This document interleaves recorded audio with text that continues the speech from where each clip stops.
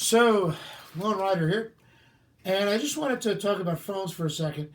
I was reading something the other day where they were pointing out how many hours the average young person spends on their iPhone. The other day when I was at work, somebody was talking about we got a new app now. You can check your schedule on your iPhone, um, stuff like that. And I just wanted to point out I don't have an iPhone. Now, people think this is weird. I've gotten everything from dirty looks to people say to me like, "What the hell's wrong with you?" But I just don't have one. And it's not that some people talk about how they got one and then they made a conscious choice to get rid of it.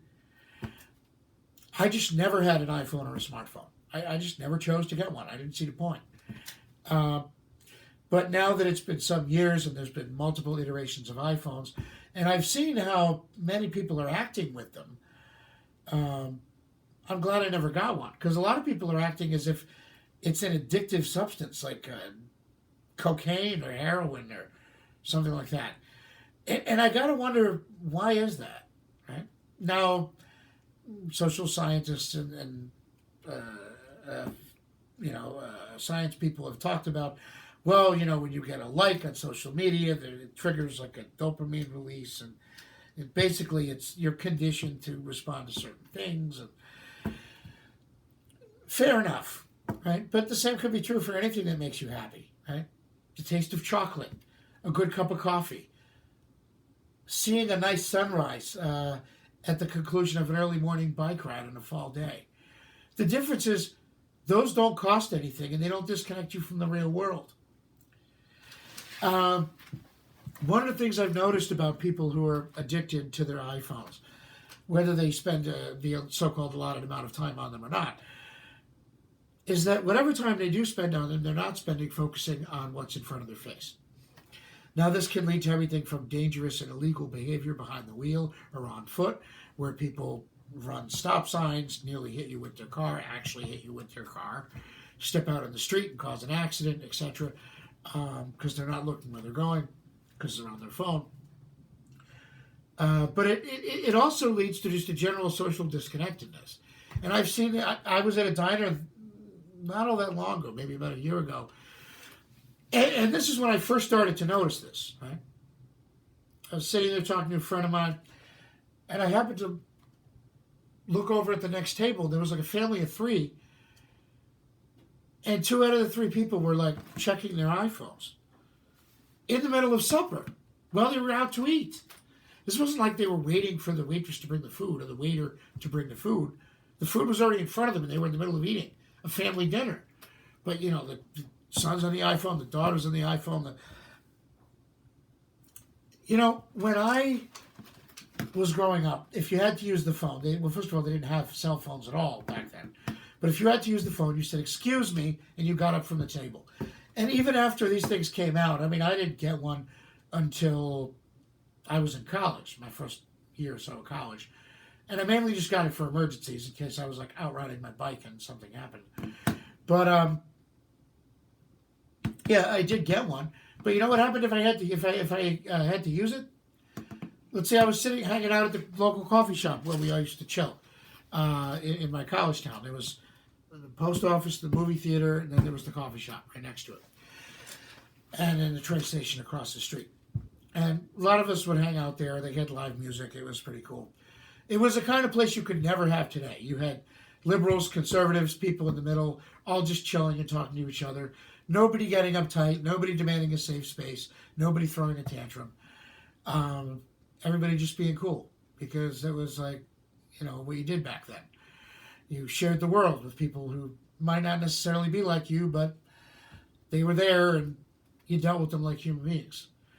Anyway, that type of place would never exist nowadays. But yeah, I'd be hanging out at the coffee shop, talking to some people, whatever. My phone would ring. You know what I'd do? I'd say, "Excuse me," and I'd get up and I'd go walk away to take the call.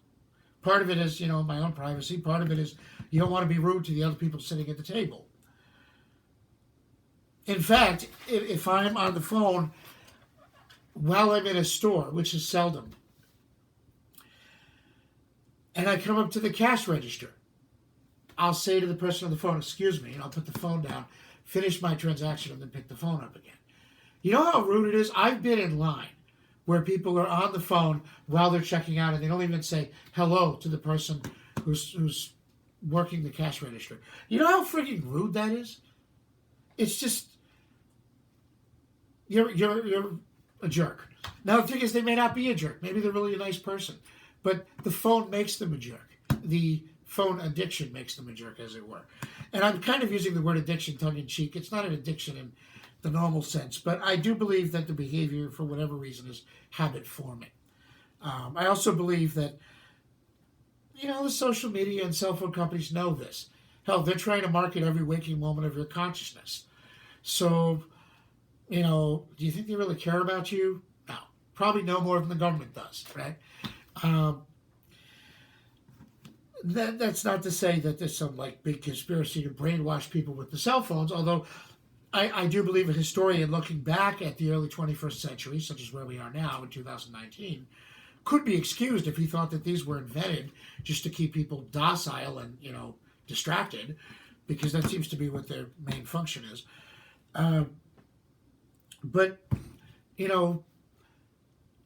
they make people behave in rude manners. And whether it's the person, talking on the phone while they're engaged in a financial transaction at the store, or whether it's somebody who's at the diner or the coffee shop or Red Lobster or wherever the hell they're gonna, Tony's restaurant,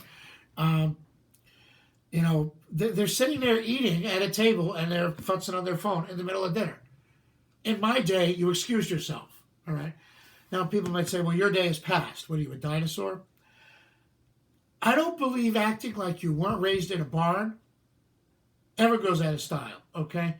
Look, I don't have the world's greatest manners, but there are some things that you just don't do, and this is one of them. But nowadays, everybody's doing it. Nobody seems to realize it's rude. Nobody seems to realize it's not nice. Nobody seems to realize that it can be flat out dangerous. I've seen people step into the street, not only with themselves without looking, but holding infants. I've seen mothers with their phones like this, and because the phone is here, they can't turn their head to look, so what do? Do they put the phone down? No. They step into the street without looking, while cradling their toddler in their arms.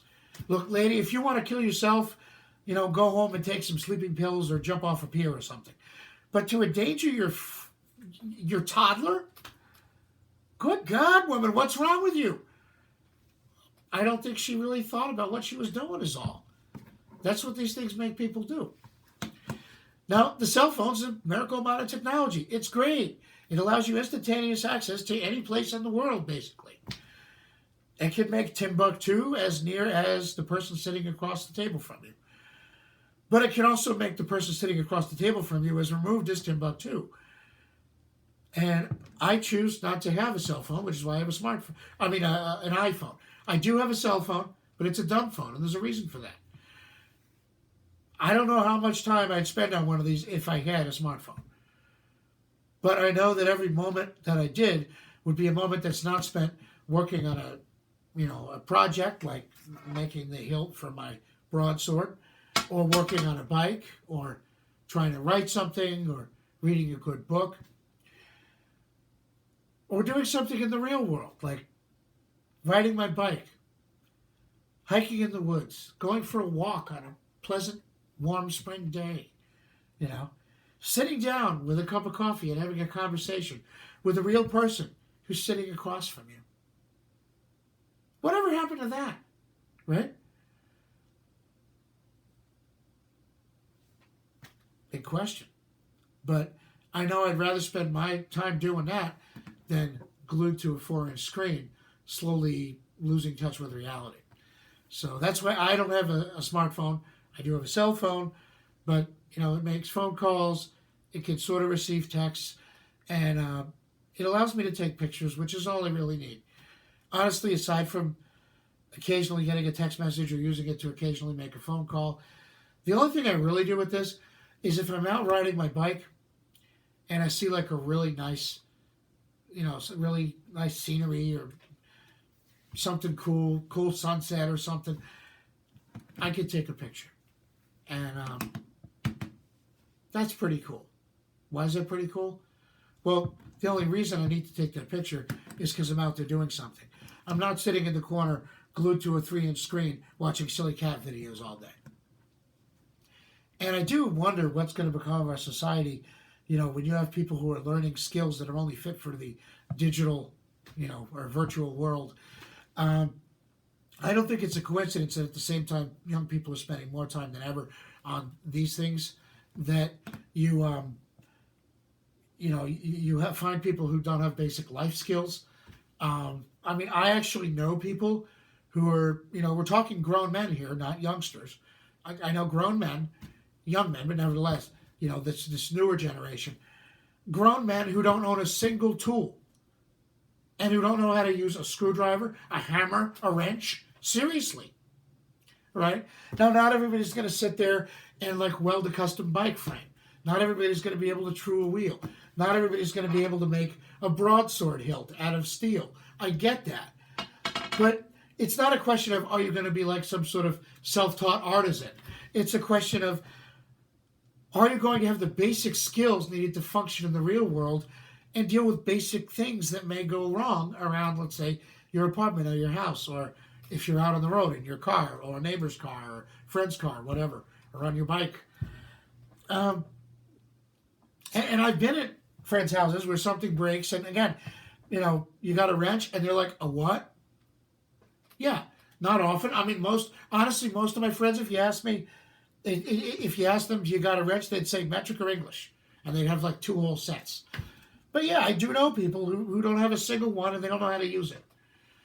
And you got to wonder, what does it bode for society when nobody's learning the skills to function in the real world, right? Because no matter how into the virtual world you are, no matter how into your cell phone you are, somebody out there still has to produce the raw materials used to manufacture that.